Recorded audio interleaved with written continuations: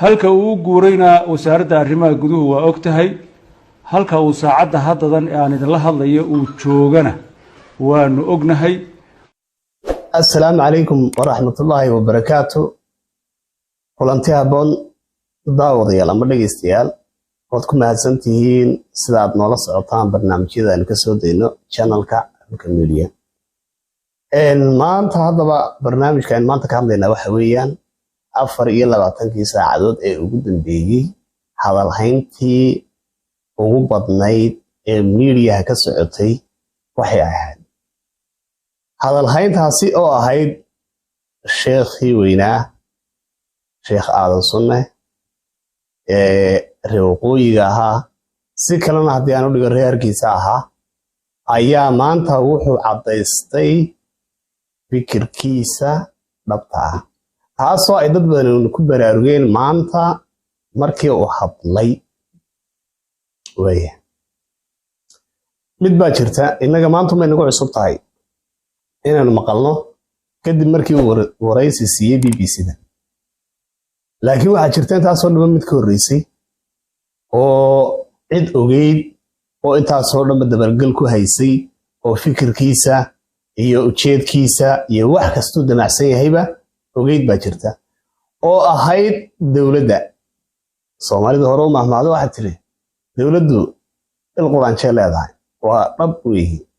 waxaynaan inagu ogeyn bay iyagu ogyihiin waayo shaqadoodii sirdoon bay leeyihiin ciidamay leeyihiin qof kasta oo tuhungalo wala socdaan isaga uun ma ahay waxa jira boqolaal kale oo question mark saaran yahay oo iyagana ma dusha lagala socdo oo iyagana maalinta lagu ogaado ama waxyaalo talaabo hore u qaado un eer la soo qabanayo. haddaba maxaan uga socdaa caawa waxaan uga socdaa Sheekh Aadan Sunne in badan baa la xidhay dad badan baa u doodayay oo adigaagana daawanaya uu ka mid yahay meelaha kale ha free sheekha dawladda sheekha xidhaysa maxayga xidhaysa dawladdu waa shaqadii inuu dhiibanay inay amniga iyo qofkii xag jir noqonaya ee fikir dadka ka hor imanaya ama banaysanayaba dhiigooga inay ilaaliso oo dhiigga muwaadinka ilaaliso. waxaan halkan ka bogaadinayaa dawladda Somaliland waa meesha kaliya ee Soomaali maanta caafimaad qabta Allah u siyaadiyo inta kale dhibaataysan Ilaahay ka dulqaado. waxay leedahay sirdoon isku xidhan oo talaabo kasta oo uu qof dambiilay qaado la socoto ama qof kasta oo xaq jiraba la socota si wanaagsan boo la socota. bal hadda hadaladii ugu dambeeyay iyo dhaqdhaqaaqadii ugu dambeeyay sheekhu bariyahan baa u gudbinayay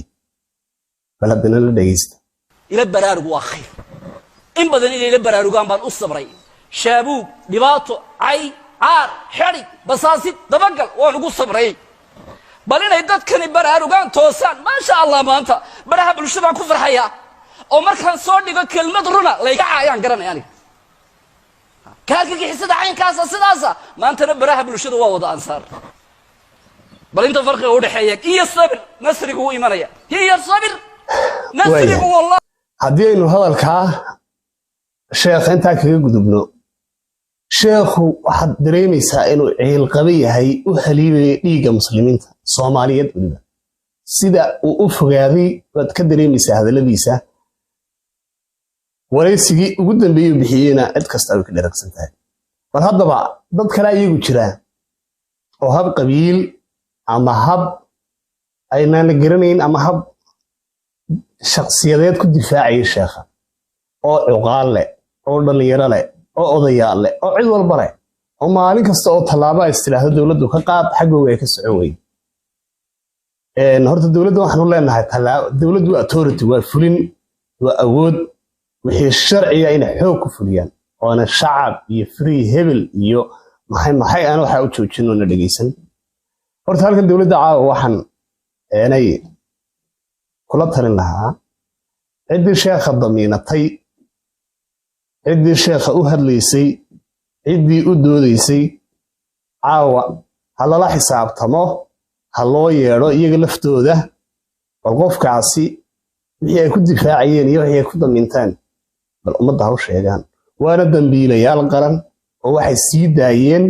qofka xag jirka ah ee banaystay dhiigga shacabka Soomaaliyeed isagoo waliba si bareera u sheegay inuu ku biiray kooxda xag jirka ah ee iyagu waxay dilaan mooyaane waxay badbaadiyaan aan la arag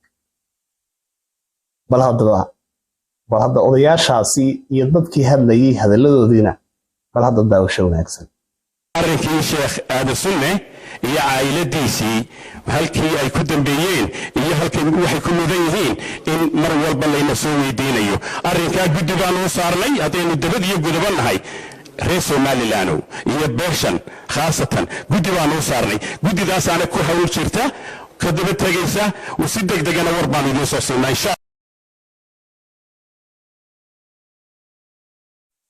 cid alla cid xidhay ma jirto cid uu afduuban yahayna ma jirto cid ammaankiisa wax u dhintayna ma jirto isagaa iskii u tegey isagaa caa'iladiisa rartay isaga ayaa guuray halka uu guurayna wasaaradda arrimaha guduhu kuwooda ugu maaragtay alla ka cabsiga badan ee ugu run sheegsan de khaladaad uu yeelan anigu ma dahirayo oo dhimayo wadaadku khalad ma lahayn jaamacu waa maasantahay aradiisa aad u badan wadaadka xagee joogay wadaadku Hargeysa joogay Hargeysa soo ma joogay Hargeysa waxa ku sugan culimada inta aan hadda ku sheegi karo Sheekh Aadan Sunne aan idhaahdo Sheekh Aadan Siiro oo caalim la yaqaana maalin walbana maaragtay masaajidada kitaabana ka akhriya kana wacdiya dadka Sheekh Maxamed Dirir baa jooga Sheekh Mustafa Xaaji Ismaaciil baa jooga Sheekh Barbaraawi baa jooga oo Soomaali oo dhan ay garanayso Sheekh Barbaraawi waa jooga Sheekh mashaayikh kale aad u badan culimadaasi diinta Ilaahay bay dadka u sheegaan runta sida xaq ah bay ugu sheegaan wax ka hoos baxo hadda aan leenahay waxaas ay maaragtay ka hoos baxay ma jiro maalin walba 24 saac dadkii way wacdinayaan waxaana lama sheego oo xaq u sheegay waxbana looma sheegto sunna